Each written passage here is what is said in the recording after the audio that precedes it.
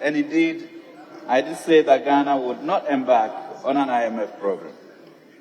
We did not just say it, we also took measures towards the attainment of that objective, including the passage of the Fiscal Responsibility Act and instituting a number of irreversibility measures, and also launching the Ghana Cares Ofori-Atta program for economic revitalization and transformation. Unfortunately, unprecedented global developments, Mr. Speaker, over the past 2 years, especially in these last 6 months, have really and truly disrupted our efforts. Governments across the world have had to change course to tackle the current crisis. Governments that less than a year ago were busily talking about energy transition and green and cleaner fuels have gone back to firing their coal plants. Governments that are known for low taxes are now raising taxes to tackle growing deficits.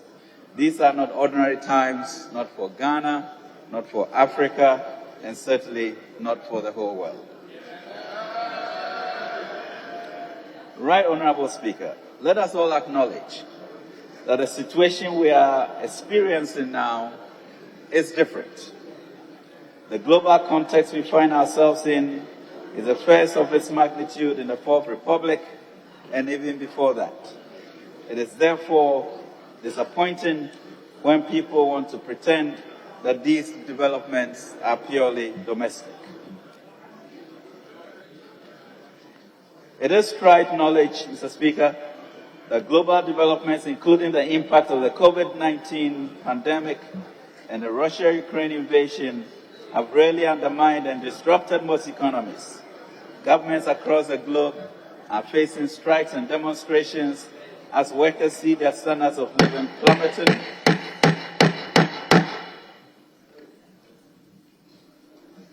As workers see their standards of living plummeting, with prices of goods and services jumping to heights not seen in over 2 generations.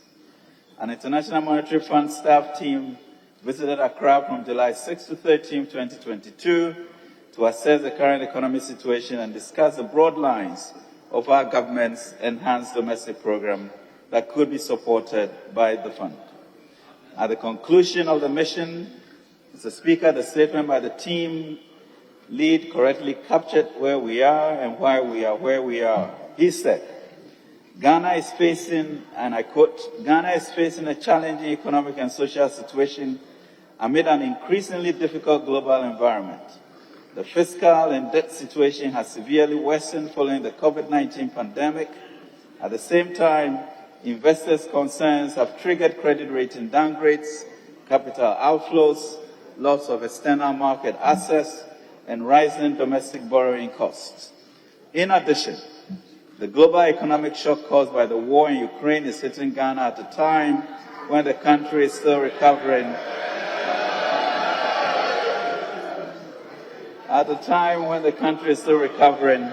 From the COVID-19 pandemic shock and with limited room for maneuver.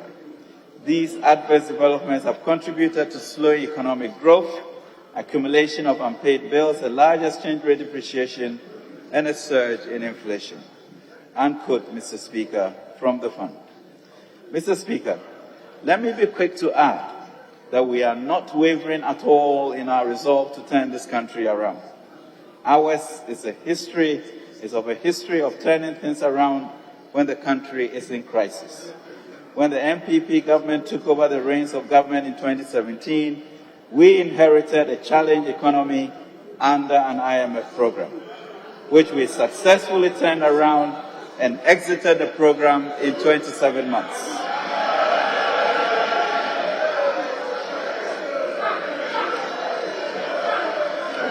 Mr. Speaker,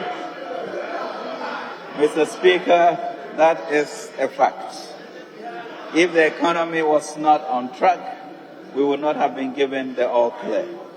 That was why by April 2019, satisfied with the stability that we had brought to the economy and the policies we were implementing to sustain growth, the fund gave us the all clear to exit the program.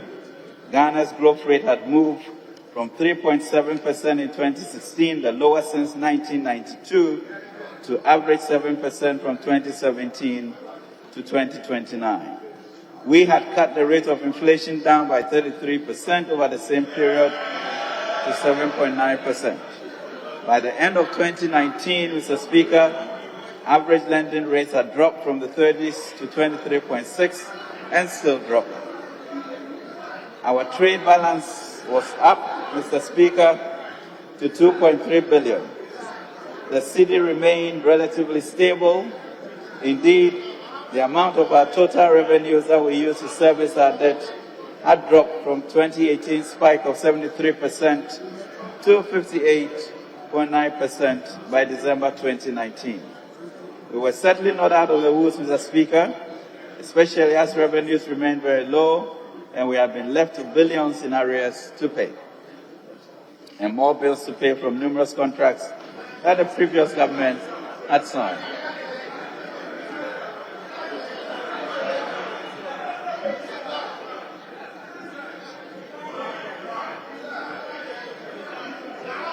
Well, Mr. Speaker, we were certainly not out of the woods yet, especially as revenues remained very low, and we had been left with billions in arrears to pay, and more bills to pay from numerous contracts that the previous government had signed, where we had to pay for electricity that we did not need.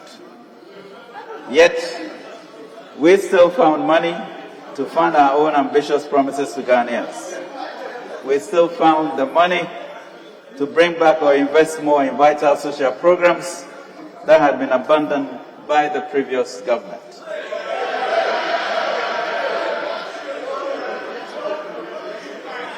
But, Mr. Speaker, we also knew that the economy was still vulnerable to shocks.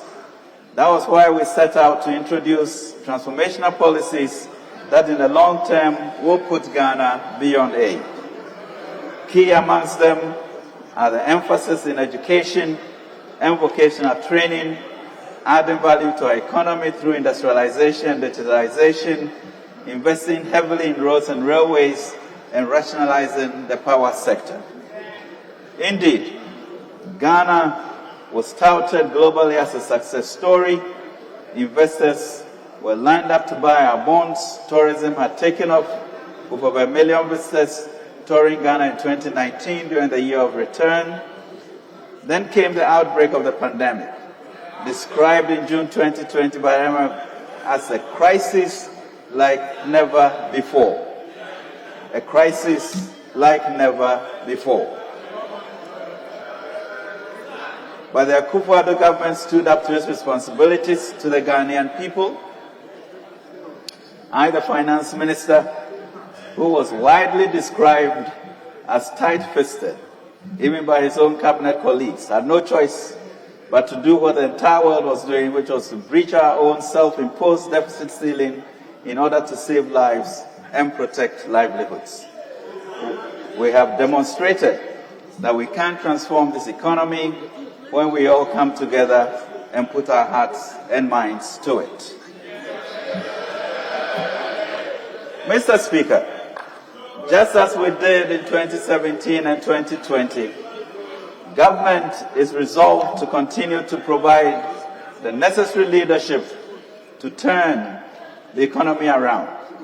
Let me assure you, on behalf of the President, that we will do it again within the next 2.5 years.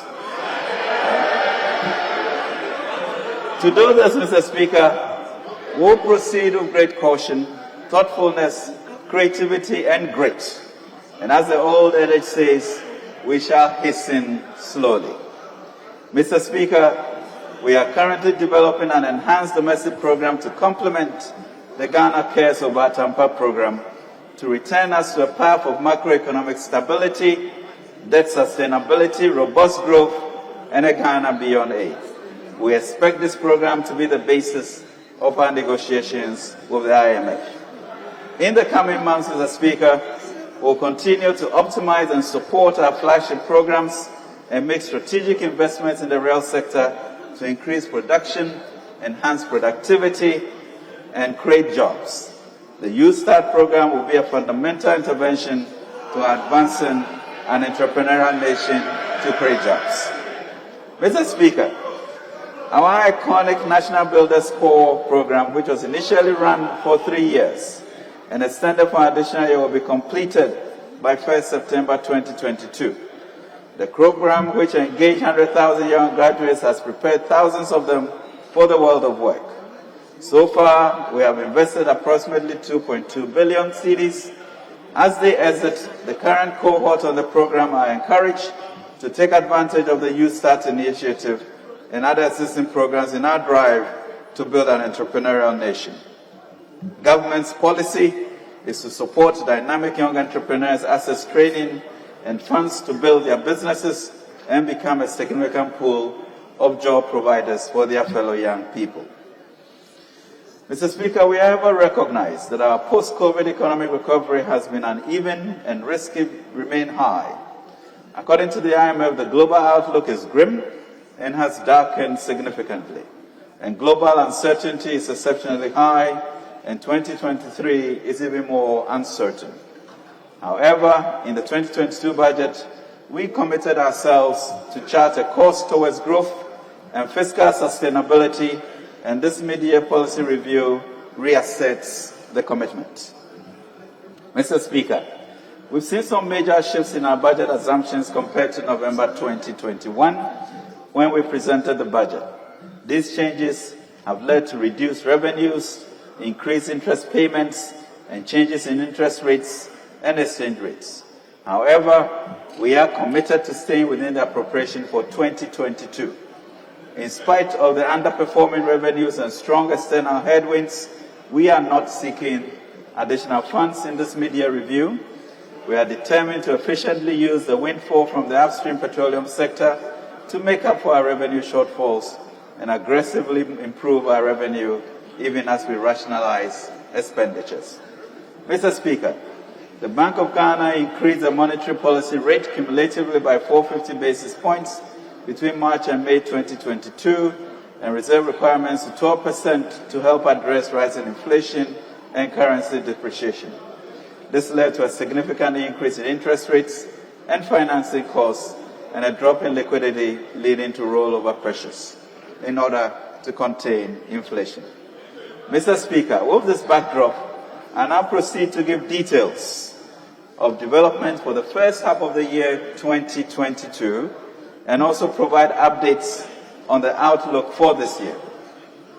Mr. Speaker, the global economy is engulfed in crisis and in margin since World War II, resulting in a conflagration everywhere.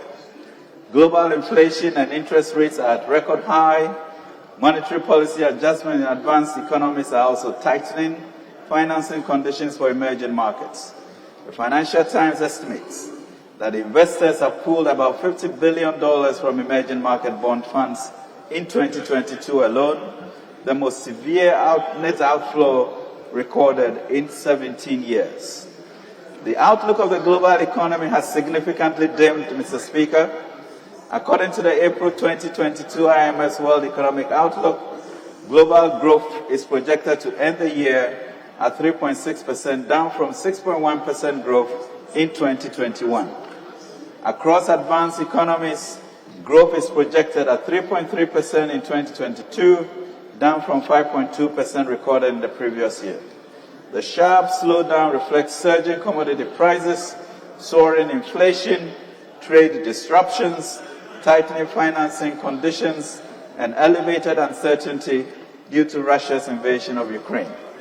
In addition to these factors, growth in sub-Saharan Africa is projected to slow from 4.5% in 2021 to 3.8% in 2022 on account of heightened security risk in the Sahel region. The World Bank also projects that global growth from now to 2024 will slow down by 2.7 percentage points. According to the UN this year, about 250 million people will fall into extreme poverty. It further suggests that a record 345 million acutely hungry people are on the brink of starvation, representing a 24% increase from 276 million at the beginning of 2022.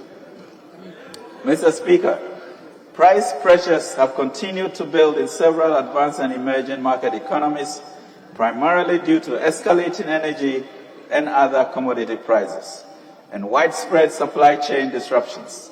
In response, inflation in advanced economies is expected to increase from 3.1% in 2021 to 5.7% in 2022, moderate to 2.5% in 2023.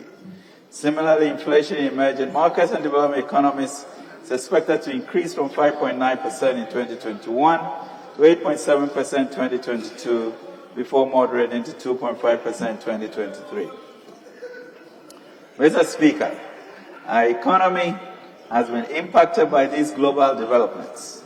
The revenue measures outlined in the 2022 budget have underperformed, largely due to the delays in passing and implementing these measures.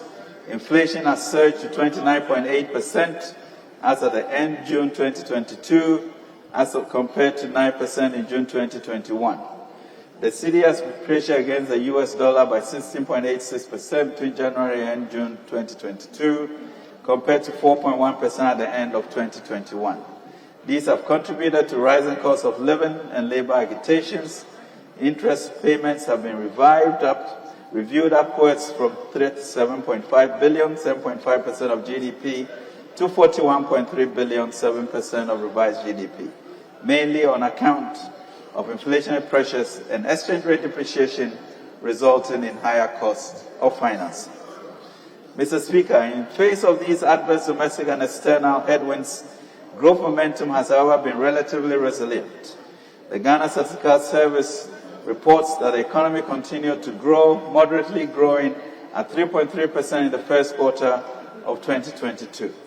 In addition, the Bank of Ghana's updated Composite Index of Economic Activity recorded an annual growth of 15.8% in March 2022, compared to 26.3% in the corresponding period in 2021, due largely to increased industrial production, increased credit to private sector, exports, and higher tourist arrivals. In the light of the significant changes in the global environment and our own unique challenges, we have revised our economic growth estimate for 2022 to 3.7%, down from 5.8%, as stated in the 2022 budget. Mr. Speaker, at the time of presenting the 2022 budget in November last year, we provided information on macroeconomic developments for the first 9 months of the 2021 fiscal year. We now have received updated information through the end December 2021, which I now present as follows. Overall real GDP for 2021 grew strongly by 5.4% compared to 0.5% recorded in 2020 and the revised 2021 annual target of 5.1%. Non-oil GDP growth also increased to 6.9% compared to a growth of 1% recorded in 2020 and a revised 2021 target of 7%. Overall budget deficit of 28.095 million, 5.6% of GDP, against a deficit target of 19.73 billion Ghana cedis, 3.9% of GDP. Primary balance for the period was a deficit of 7.618 billion, 1.5% of GDP, against a deficit target of 672 million, or 0.1% of GDP. Public debt to GDP ratio stood at 76.6% at the end of 2021. Mr. Speaker, provisional Quarter 1 2022 National Account Statistics published by Ghana Statistical Service in June 2022 showed that the overall real GDP growth for the first quarter of 2022 was 3.3%, compared to 3.6% recorded in the same period in 2021. Non-oil GDP for the first quarter of 2022 grew by 3.7% compared to the Quarter 1 2020 growth of 5.3%. Revision to 2022 macroeconomic framework. Mr. Speaker, as I've already indicated, the macroeconomic environment has significantly changed, prompting the revision of the macroeconomic framework.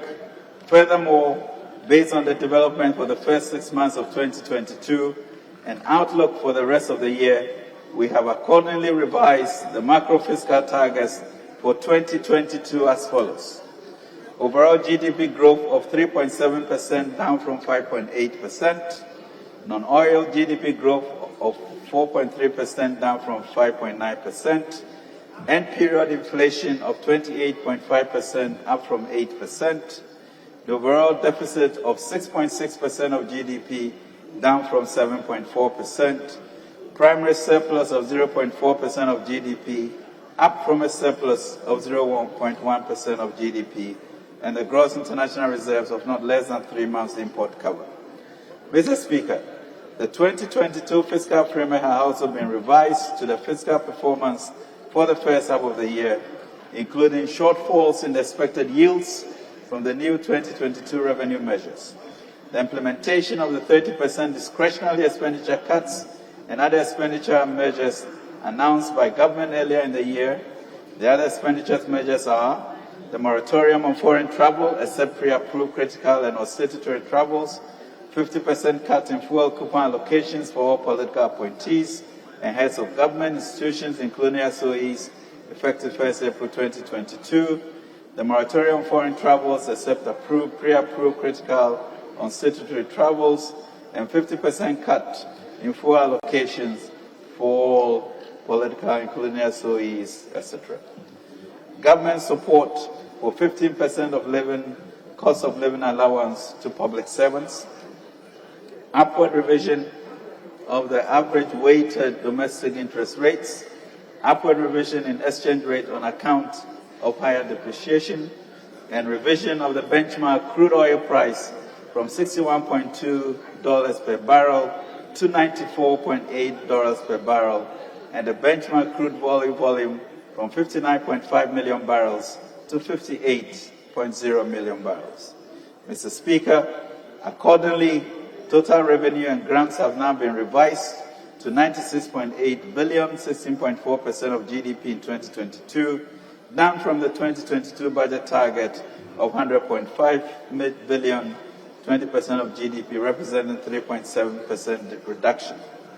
Total expenditure, including payments for the clearance of arrears, has been revised downwards to $135.7 billion, 22.9% of GDP, from the original budget projection of $137.5 billion, 27.4% of GDP. Interest payments have been revised upwards from $37.4 billion, 7.5% of GDP, to $41.362 billion, 7% of revised GDP, mainly on account of inflationary pressures and exchange rate depreciating, resulting in higher costs of finance. Mr. Speaker, the revisions in government's fiscal operations results in a fiscal deficit on cash basis of $38.9 million, 6.6% of revised GDP, up from the 2022 budget deficit target of $37.012 billion, 7% of GDP. The corresponding primary balance is a surplus of $2.46 billion, 0.4% of revised GDP, up from the 2022 budget estimate of a surplus of $435 million, 0.1% of GDP. Although the deficit, Mr. Speaker, is expected to be financed from both foreign and domestic sources, domestic financing will be the key driver while government works to regain external market access. Mr. Speaker, the following revenue measures will be pursued in the remaining half of the year. EVAT. The digitalization of our revenue mobilization processes remain a key focus. Therefore, the GRA is finalizing all relevant processes to facilitate the effective collection of VAT revenue. This includes a proposed amendment of the Value Added Tax Act 870 to enable its electronic collection effective 1st October 2022. Property rates. It's fundamentally important that together with the Ministry of Local Government, we continue to assist and support the assemblies, not only to expand their revenue base, but to do so with optimal efficiency and effectiveness. Therefore, the collective efforts of the local government, the assemblies, and the GRA in launching an end-to-end digitized process will be realized in August. Extension of waiver of interest and penalty to December 2022, and introduction of upfront payment of VAT on importers not registered for VAT with implementation start date of 1st October 2022. Mr. Speaker, this government has kept faith with public sector workers. Not a single public sector employee was laid off as a result of the COVID-19 pandemic. Employees receive their full salaries, with frontline health workers receiving additional incentives. Since 2017, this government has employed an additional, Mr. Speaker, since 2017, this government has employed an additional 295,000 Ghanaians in the public sector, with 2020 being the highest, registering 84,000 new employees.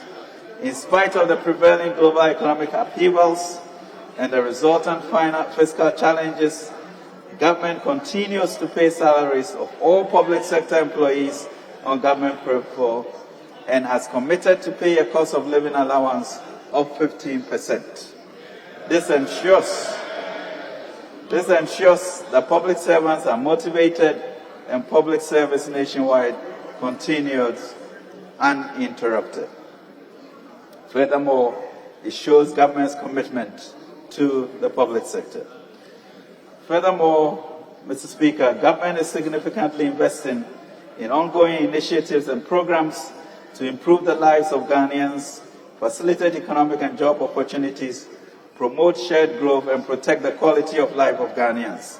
Indeed, government has prioritized national security, food security, energy and road sector development, railway infrastructure, education and skills development, among other flagship programs.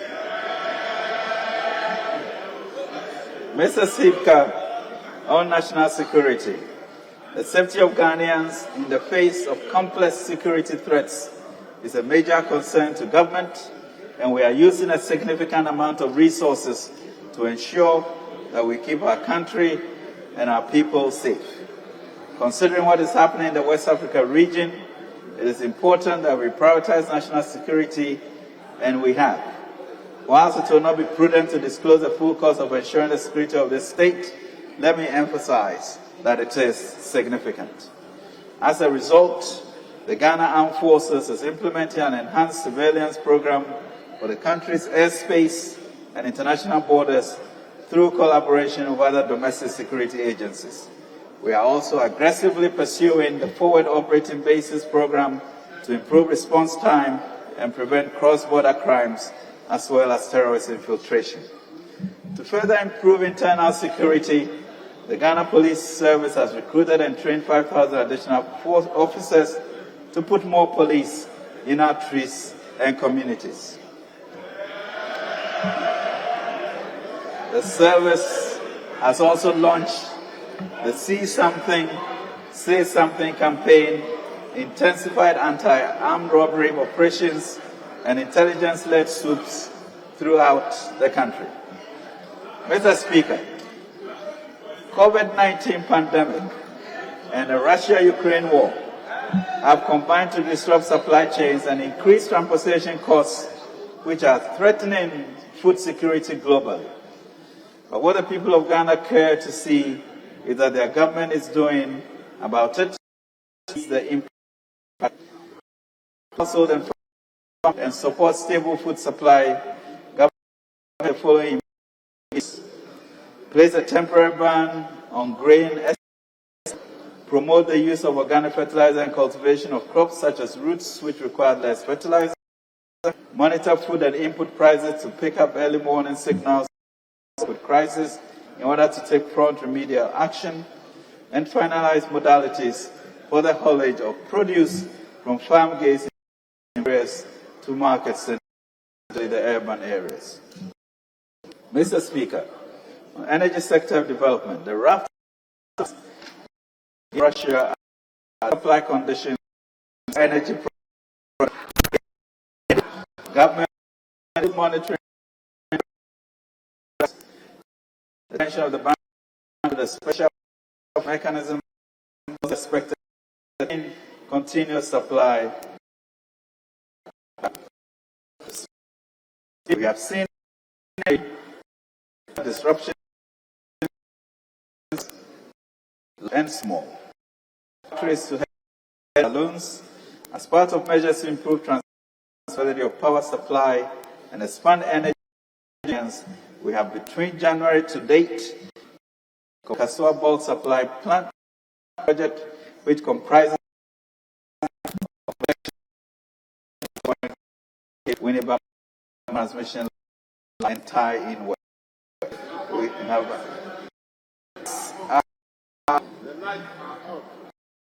the volt, the 160 volt transfer grade project to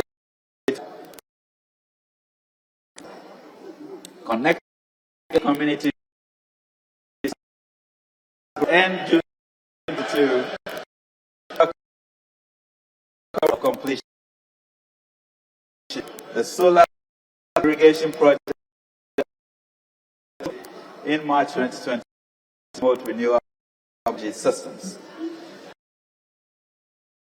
For energy, for industrial, commercial, we have renegotiated power purchase agreements with power producers, power and power energy, formerly Amandi, energy.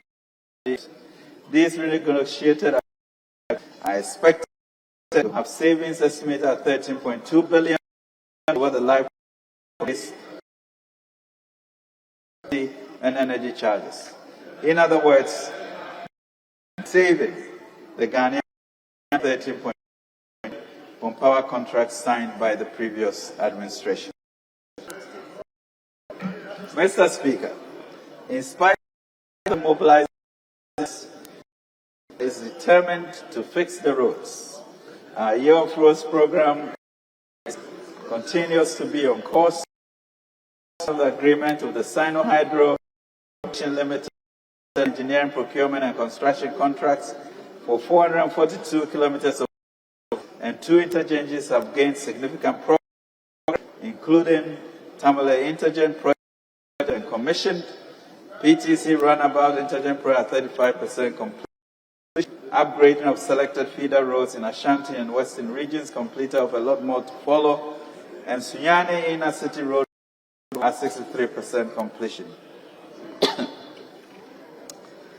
Other key road and bridge projects are also progressing steadily. The La Beach Road projects, lots 1 and 2, which includes a 3-tier interchange, is 34% complete respectively in 2022. The phase 2 of the Obechabi-Lamte Circle interchange, flyover on the Accra-Tema motorway from the Flower Port Sprinters Road, are 57% and 30% complete as of 2022. The Lake Road extension project and the trip at 92% at the end of 2022. Upgrading of Salaga Ekumdipe Road, percent completion, partial reconstruction, so at 1 at 98%. Construction of fabricated to improve connectivity within the waterway. All 16 regions have been achieved with progress of about 80%.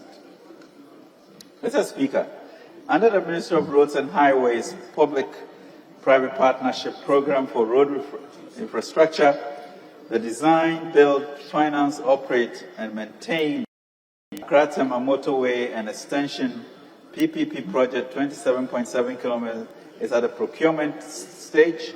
Site work are expected to commence in September 2022. The Government of Ghana has made a strategic decision in line with the Public-Private Partnership Act 2020 to procure the Accra-Tema Motorway and Extensions project through GIF. We deliver a GIF-led PPP financing solution where maximum funds are raised from the market, but majority ownership of the project remains of GIF on behalf of the Ghanaian government. The draft concession agreement between GIF The Ministry of Roads and Highways is currently under review by GIF, Highways, the Office of the Attorney General, and the Ministry of Finance. When completed, the concession agreement is expected to be approved by the PPP Committee, Cabinet, and Parliament. The completed road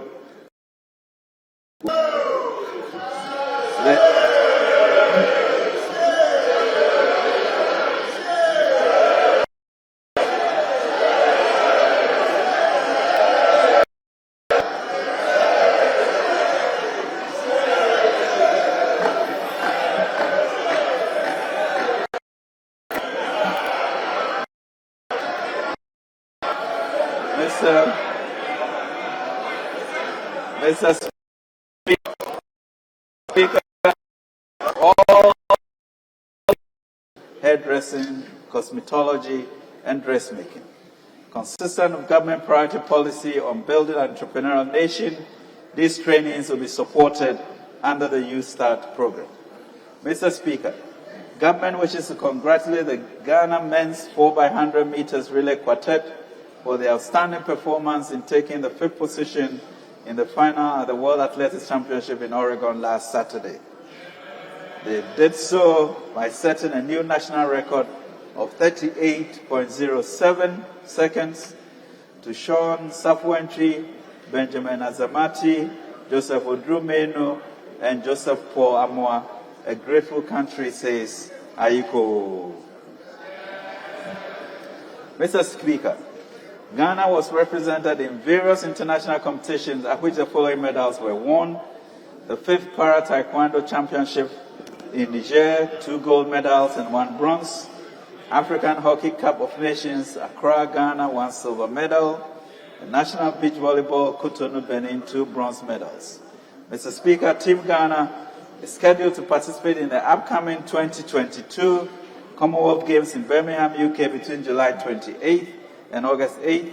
The Black Princesses will also participate in the FIFA Under-20 World Cup in Costa Rica in August 2022.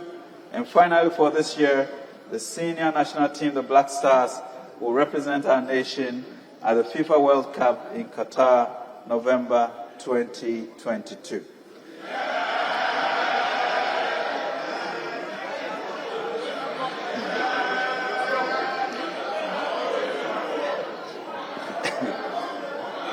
Government will ensure that adequate preparation is made to facilitate outstanding performance by these teams. We encourage all Ghanaians to continue to bear them in prayer and offer our support. Mr. Speaker, government continues to invest strategically in key sectors of the economy for catalytic results under the Ghana Cares program. Significant progress made under the program in the first half of 2022 include completion of the first phase of registering farmers and value chain in the urban sector, currently totaling 1.3 million farmers and 32,970 value chain actors. This has started impacting how agricultural interventions will be delivered to our farmers. Offering a 50% interest rate subsidy on loans worth 5.95 million to private sector agribusinesses in the rice, soya, poultry, and tomato value chain to ease the cost of borrowing. Providing 27.3 million Ghana cedis as guarantee cover for loans amounting to 94.7 million under GESEL, safeguarding 1,309 jobs. Training about 25,000 under the Youth in Innovation Agriculture Program Initiative to seamlessly integrate into agriculture value chains.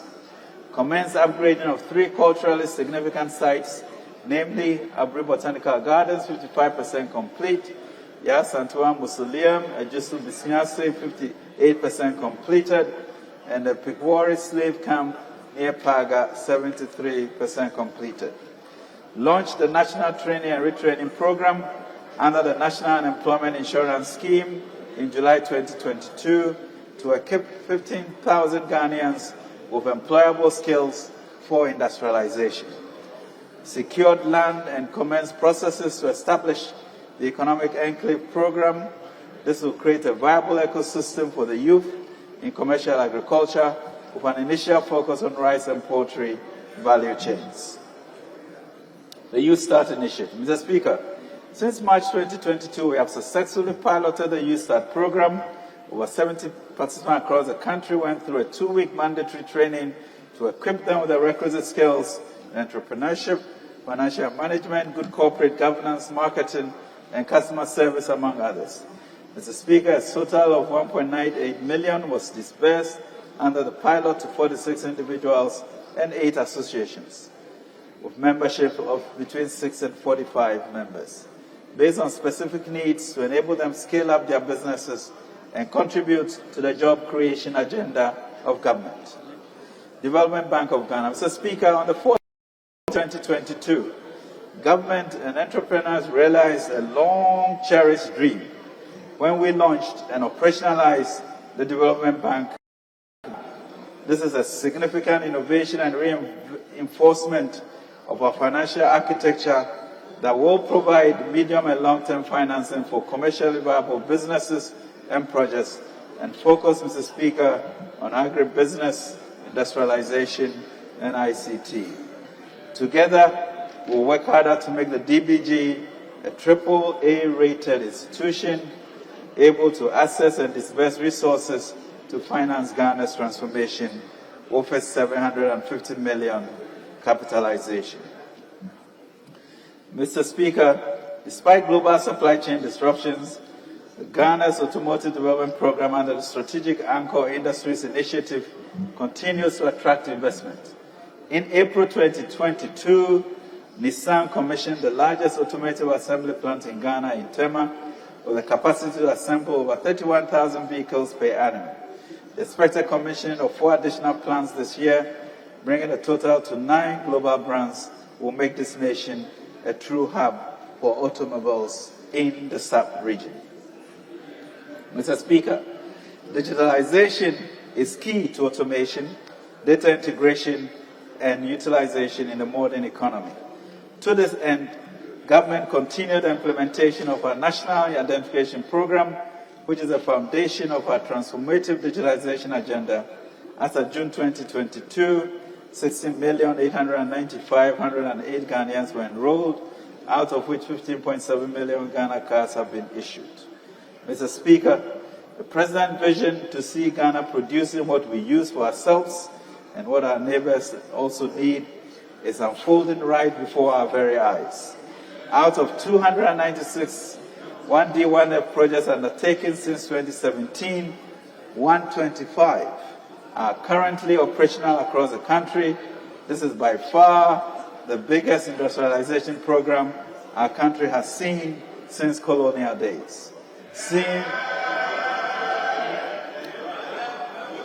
against the 278 projects and 106 operational IDFs reported in November 2021, our industrialization agenda is progressing steadily, and we will urge more investors to see the current global supply chain challenges as rather an opportunity to invest in Ghana now, the commercial center of the Africa Continental Free Trade Area.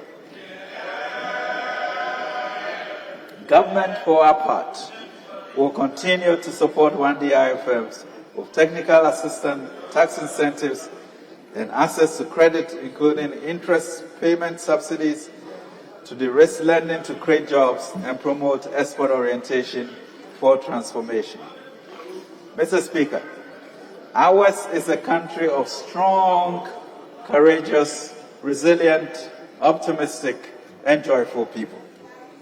Indeed, in how we can find humor in the midst of the most difficult situations, which keeps our spirits alive.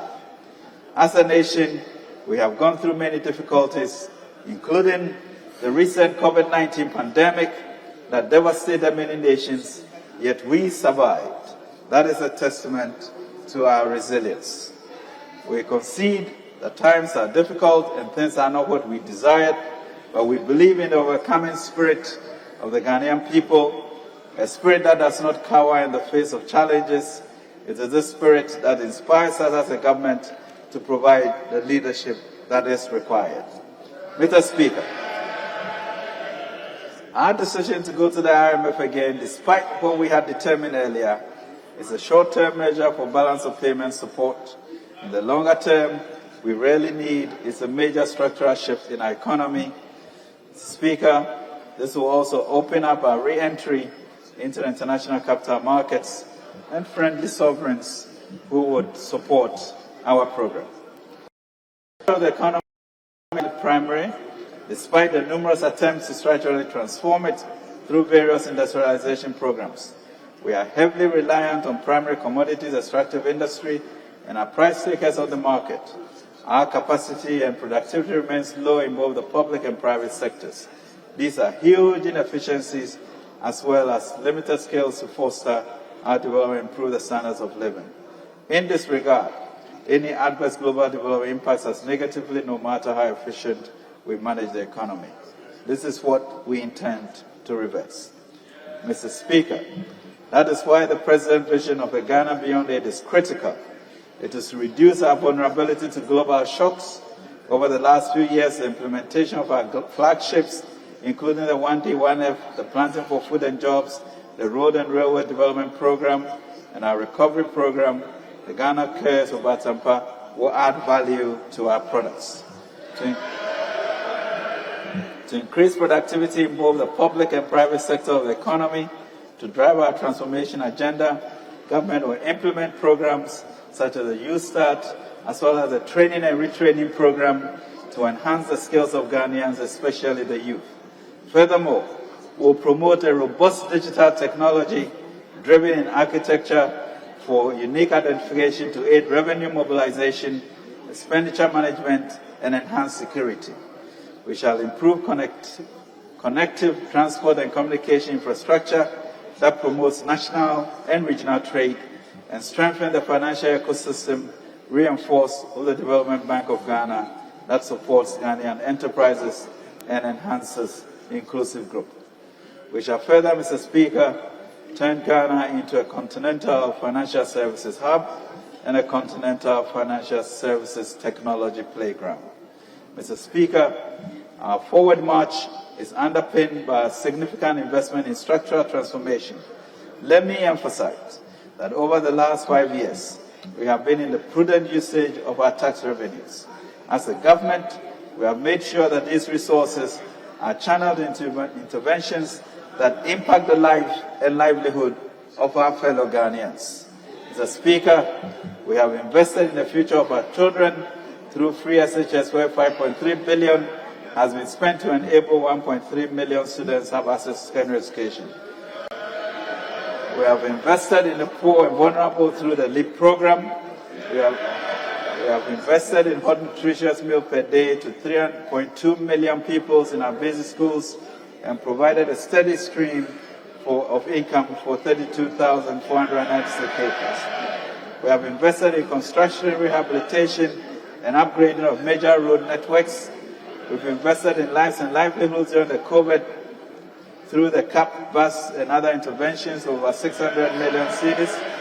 We've invested in making sure that all public workers were paid every month during the COVID-19 pandemic, including the teachers who were paid for all the 9 months when the academic calendar was disrupted.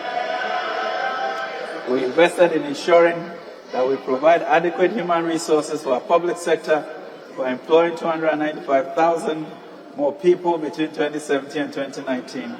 Of this number, 86,000 in the education sector, 146,000 in the health sector, and 37,000 in the security services.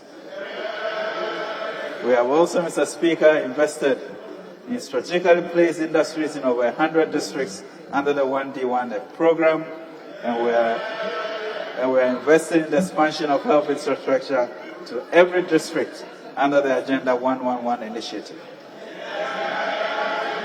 Mr. Speaker, for three years, we have provided relief for our people. We prioritize savings, lives, and livelihoods in spite of our fiscal condition. Mr. Speaker, government has always come during the difficult times, and we believe that together we will overcome challenges that lie ahead of us. Mr. Speaker, we are investing to grow the economy and create jobs for our young people, to be able to leverage opportunities created by AFCFTA. It is the most sustainable means of improving living standards in the long term. At this critical time, we are directing resources to regain economic stability. This is what Ghanaian households and businesses expect and deserve. With discipline, dedication, and hard work, we will overcome the current challenges that confront our nation. We are convinced we can do this again. We work closely with Ghanaians to turn around the economic situation in 2017, and we can do it again. Mr. Speaker, in the immediate term, we will strengthen our focus on efficiency in our fiscal operations and transformation efforts. To this end, we are aggressively improving revenue mobilization by adopting more innovative and comprehensive approaches, including technology, rationalizing expenditures, adopting policies to address inflation, promoting production and improving productivity, including implementing the Ghana Cares and USAID programs, and exploring innovative financing as illustrated by the recently approved $750 million Afri-Exim facility. Mr. Speaker, predictions on a changed global outlook since the war has manifested. According to the IMF, the outlook has darkened significantly and uncertainty is exceptionally high. The downside risks about which the IMF had previously warned have now materialized. Mr. Speaker, there is no crystal ball in predicting when these uncertainties will end. The pandemic, which has been at the root of the current worldwide torment, is far from over. Crucially, the global weekly average of COVID-19 infections has surged from 470 to 895,000 to 1.08 million between 31st May 2022 and 22nd June 2022. Even though the active infection rate in Ghana stands currently below 500, despite harsh economic sanctions and tacit diplomacy, we are witnessing a war of attrition in Ukraine with no end in sight.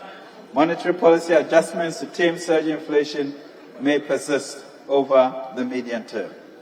We are also developing a new strategy to enable us to confront these uncertainties as part of the Enhanced Domestic Program. This program will stimulate economic growth, promote fiscal consolidation, and enable us to re-emerge on the path of sustained transformation and debt sustainability.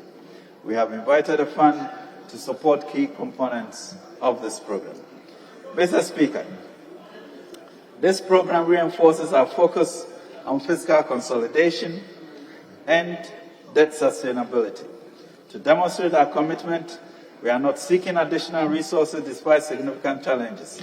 We will stay within the appropriation for 2022. Government will balance underperforming revenues and the adverse impact of the strong external headwinds with effective of our windfall from upstream petroleum sector. Mr. Speaker, the Ministry of Finance will work with the Bank of Ghana in the coming months to provide emergency financing in the case of shortfall within the law, given the current unpredictable and challenging environment. The Bank of Ghana is also taking measures to help reduce inflation and has introduced critical measures to help stabilize the city, which is to exercise Ghana's first right of refusal to gold produced here, and for the first time in the Fourth Republic at least, build a strong gold reserves culture to protect the city as we move forward.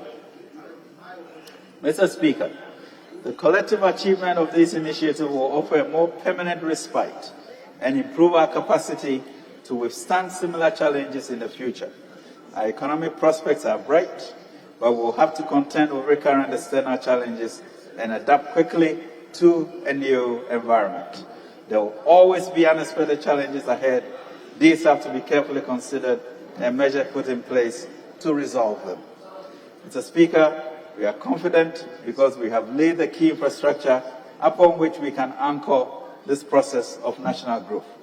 Mr. Speaker, we are even more confident of an imminent breakthrough because we have, Mr. Speaker, a track record, a plan, the discipline, the dedication, the competence, as well as the compassion for our people and our country. But most of all, Mr. Speaker, we have God who gives abiding grace for this new journey. He guided the Ofori-Atta government to successfully exit an IMF program in 2019. He will again use this government to successfully go through this program to redeem us from this.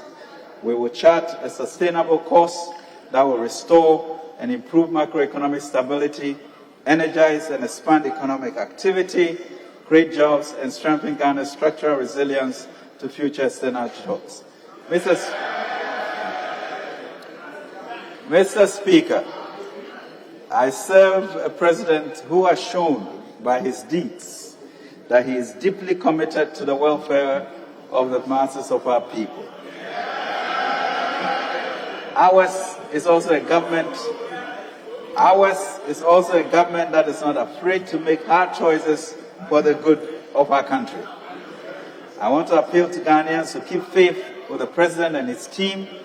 We know things are tough now, but we have a plan and the will to drive it. We want this House to do exactly what it did in the earlier crisis of 2020. Support us in our bid to reduce the impact of this global crisis on the nation and to tackle the vulnerabilities in our economy to make us prone to such shocks. The President wants the Sovereign House to be a strategic partner in government's effort to stabilize the economy and spur growth to create jobs. Ours, Mr. Speaker, is a proud history of finding solutions to our country's issues, the MPP government of the Fourth Republic. We have done it before, we will do it again, and with the help of this House, of the good people, we shall come out of this stronger. As we claim the laws of Joel 2, to send his people corn, wine, and oil to satisfy us and eliminate this reproach. In this journey, we must eschew pessimism. That takes invaluable energy away from our forward march to transformation. As one people, we must speak the same language of patriotism to guarantee our own collective success. For a united country will have no restraint but victory, Mr. Speaker, in Kunim. Mr. Speaker, I'm thankful for the opportunity to be here to outline our programs. I'm grateful that we continue to engage and find sustainable solutions to our challenges. God indeed bless our homeland Ghana and make us great and strong. Mr. Speaker, I beg to submit.